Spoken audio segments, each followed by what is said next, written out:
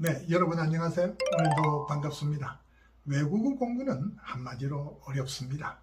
마치 마라톤을 몇백 번, 몇천 번 반복하는 듯한 길고도 험난한 과정이죠. 게다가 만일 하나 이상의 외국어 공부에 도전해서 이른바 다중언어 구사자의 길에 입문을 한번 해보겠다는 결심을 한 사람들에게는 그야말로 가시밭길 중에 가시밭길을 걷게 되는 셈이 됩니다. 그나마 외국어 공부가 자신의 현실적인 생계와 직결이 된다든지 또는 가까운 장래의 계획과 연관이 되는 경우에는 험난하고 힘든 공부 과정을 버텨나갈 만한 심적, 정신적 버팀목이 될 수도 있겠습니다만은 그렇지 않고 순수한 취미활동의 일환으로 공부를 한다든지 또는 지적 충족 또는 자아 실현 등의 목표를 가지고 공부를 하는 경우에는 절실한 동기가 부족하기 때문에 공부하는 과정 중에서 힘들어서 중간에 포기하는 경우도 종종 보게 됩니다. 그러나 그렇다고 해서 외국어 공부를 하는 과정이 처음부터 끝까지 시종일관, 가시밭길로만 이어지는 것은 당연히 아닙니다. 중간중간에 상큼하고 향기로운 꽃향기를 맡을 수 있는 꽃길도 있고 또 탐스럽고 먹음직스러운 열매를 맛볼 수 있는 그런 길목도 당연히 있습니다. 오늘은 그동안에 경험했던 긴 외국어 공부 과정 중에서 이렇게 보람을 느끼고 즐거움을 느꼈던 에피소드 2가지를 여러분들께 소개시켜 드리고자 합니다. 물론 긴 공부 과정 중에 즐겁고 보람이 있던 일이 이 2가지만 있었던 것은 절대 아니겠습니다만은 모든 것을 다 세세하게 설명드리기는 힘들고 오늘은 이 2가지의 에피소드만 소개시켜 드리면서 여러분들과 외국어 공부를 하는 보람과 즐거움을 같이 나누고자 합니다. 먼저 첫 에피소드는 스페인 바르셀로나에서 프랑스 파리로 오래전에 야간 열차로 이동할 때의 일이었습니다. 당시 야간 열차의 긴 여정을 단조로움, 힘듦을 벗어나고자 쾌적함과 편안함을 위해서 1인실 특실에 해당되는 침대칸을 예약을 했습니다. 그런데 당시 그 기차에서는 1인실 및 2인실 승객, 특실 승객이죠,를 위해서 그 옆에 바로 달려있는 식당 칸을 무료로, 무제한으로 이용할 수 있는 특전을 주었습니다. 그래서 빨리 식사를 하고 빨리 취심해서 컨디션을 조절해 보겠다는 욕심으로 기차가 미처 출발하기도 전에 식당 칸으로 갔습니다. 당연히 첫 손님이 되겠죠. 그러자 40대 정도로 보이는 스페인 여자 종업원이 와서 주문을 받았습니다. 당시 한참 스페인어 공부에 열중하던 때였기 때문에 스페인어로 주문을 했고 뭐 잘 알아듣고 해서 아무 문제 없이 주문이 끝났습니다. 그래서 그 여자 종업원은 식사를 준비하기 위해서 다시 돌아갔는데 2번째 손님으로 이번에는 일본인 커플이 들어왔습니다. 20대 후반, 글쎄 한 30대 초반 정도의 커플이었습니다만은 일본인이라는 것은 두 사람이 나누는 대화로 금방 알 수가 있었죠. 근데 이번에도 역시 그 스페인 여자 종업원이 주문을 받기 위해서 왔습니다.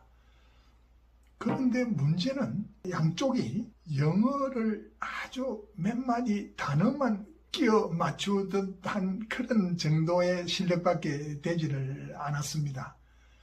게다가 또 일본 승객은 특유의 영어 발음을 하기 때문에 그 영어 발음 자체를 알아듣기가 그렇게 쉽지는 않을 정도였습니다. 뭐 스페인 여자 종업원도 당연히 영어 실력이 그냥 단어 몇 마디만 하고 있을 정도였으니까 말이죠. 서로 간에 커뮤니케이션이 참 힘든 상황이 되고 말았죠.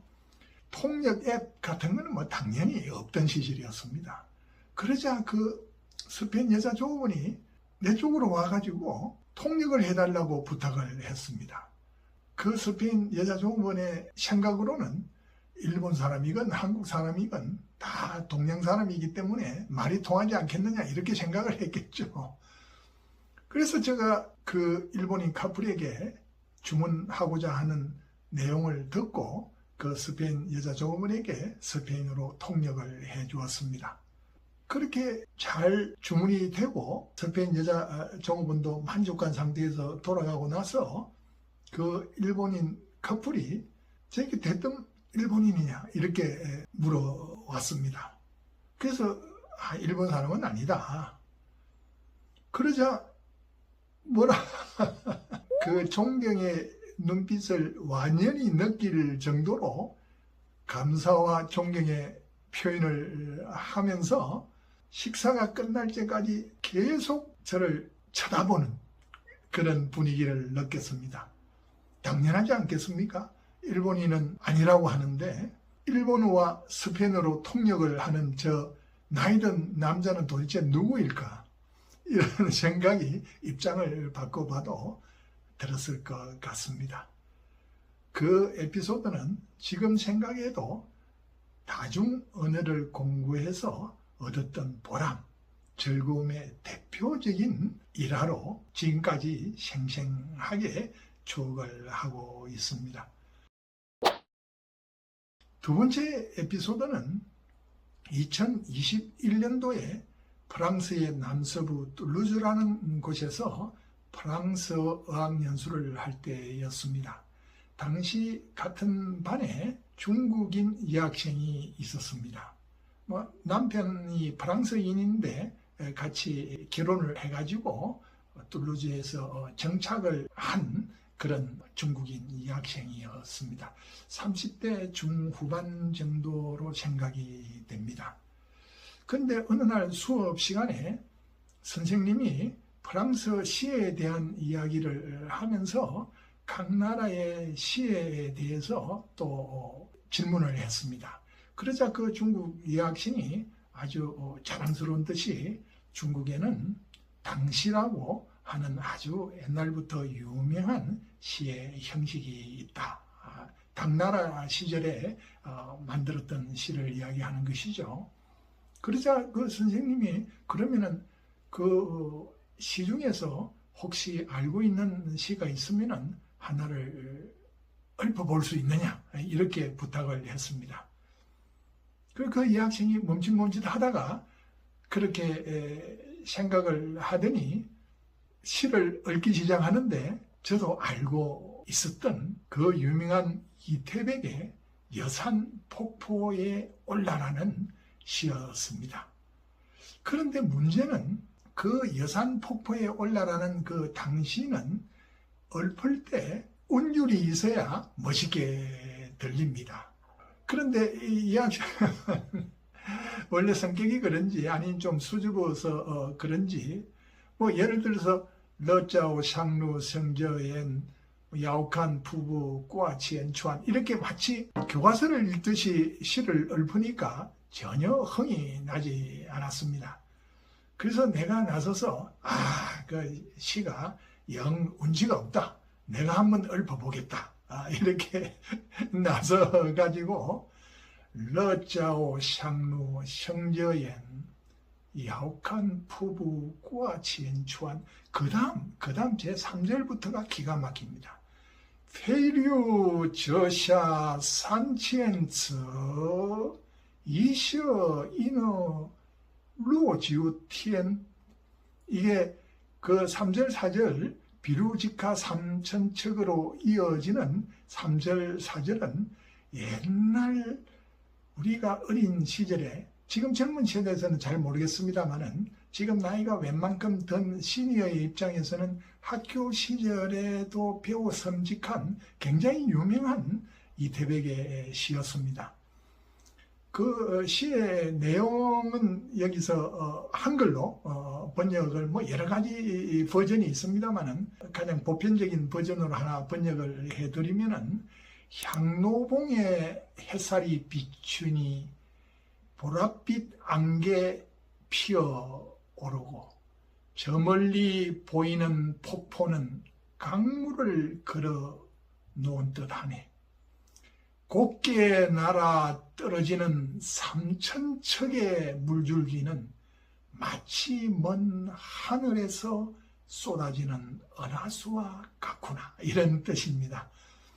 그렇게 제가 멋있게 나름대로 운율을 넣어서 하니까 그 선생님도 내용은 모르지만은 느낌이 좋지 않습니까? 그러니까 어떻게 머슈킴은 그렇게 한국에 있는데 중국시를 그렇게 멋있게 잘 읊조릴 정도로 아느냐.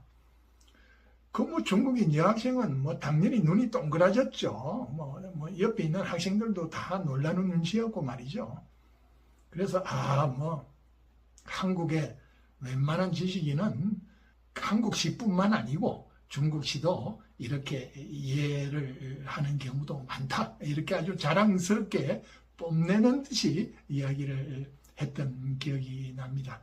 그때도 이렇게 속으로 딴 사람들은 모르는 마음속으로 그동안에 열심히 중국어 공부도 하고 중국어 시도 조금 나름대로 공부를 해두었던 보람이 이 이영만리 프랑스의 툴루즈라는 도시의 한 어학원의 교실 내에서 발휘가 되는구나 하면서 정말 즐겁고 큰 보람을 느꼈던 기억이 새삼납니다.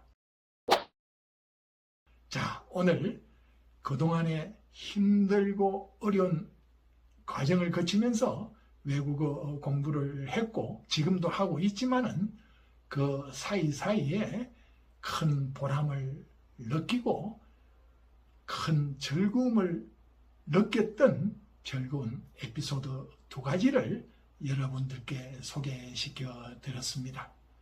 자, 여러분들도 혹시 외국어 공부 중에 이런 즐겁고 보람 있는 에피소드가 있으면은 답글에 한번 남겨주십시오. 같이 경험을 공유하는 좋은 기회가 되었으면 합니다.